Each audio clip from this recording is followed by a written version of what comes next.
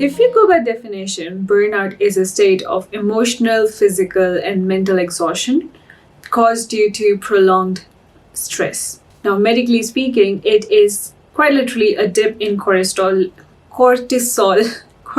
levels and gamma aminobutyric acid. I definitely butchered that pronunciation.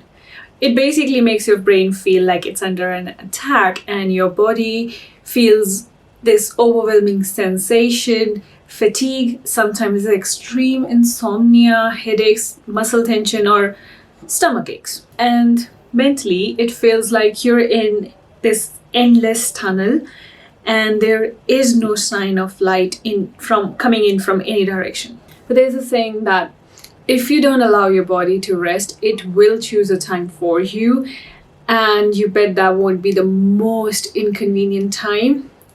Also, there's like a limit to how far you can stretch an elastic before it snaps. So right before that snap, your body gives you a quite literal fuck you and take back the control to repair itself.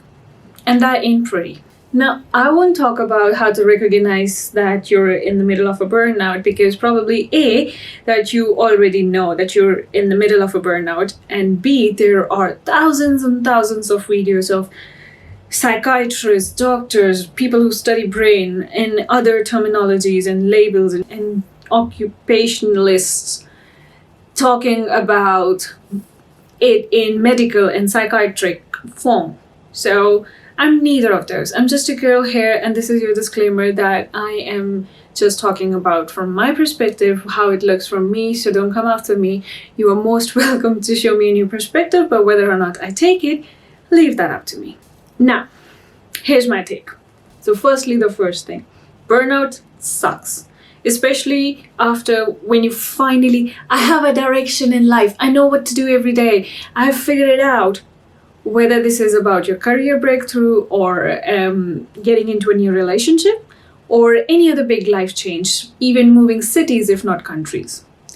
It's basically you slowly losing your interest in something that you were really excited about. No matter if it's a physical burnout or an emotional one, it has a similar effect on you, on your outlook. Shit, this is not what I wanted. I'm so tired all the time. And then it becomes a vicious loop. And the more you run in that loop, the more tired you get, the more it feels harder to get out of that loop. But here's the trick. You have a choice. You can sit down and open your phone, open the camera and spill your heart out, or write it in a journal. Trust me, it's not cringe. Say out the things that you don't even want to admit to yourself. Say it out loud. Every single word, every single thought that is coming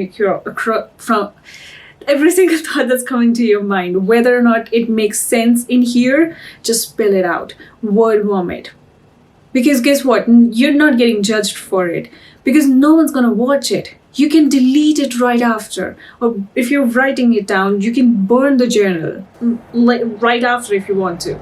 And now once you've vomited all out, all that intangible shit from your system, your body will magically, I do not know how it happens, but magically it will feel so much lighter. And you know what, how I know that? Because I do it. I have an entire folder on my SSD which has all these videos of me blurting out every single thought that I ever have in that moment during a spiral. And I started doing that in December. And somehow, magically, my body feels so much lighter every time I do it. And all of a sudden, I can make sense of everything that is going on in my head. It's kind of like a declutter for your thoughts. But that's beside the point here. The next thing to do is go to sleep. You heard me, go to sleep, take a nap. And I'm not even kidding you. You can always make a decision. You can always choose to sleep now and rest without guilt today, or You can postpone it until you are at the stage of getting an IV drip at 3 a.m. at an ER. I think the first option is much better. Just objectively saying. So make your call. You can stretch the elastic today again or go afresh tomorrow. You don't always need to wear this mask of I'm so strong, independent person. Just go and sit with yourself and allow yourself to be weak for one day. And once you've rested, go fight your battles. Who's stopping you? Not me. Now, the second part. The philosophical take. Shut the fuck up. And yes, that's my philosophical take.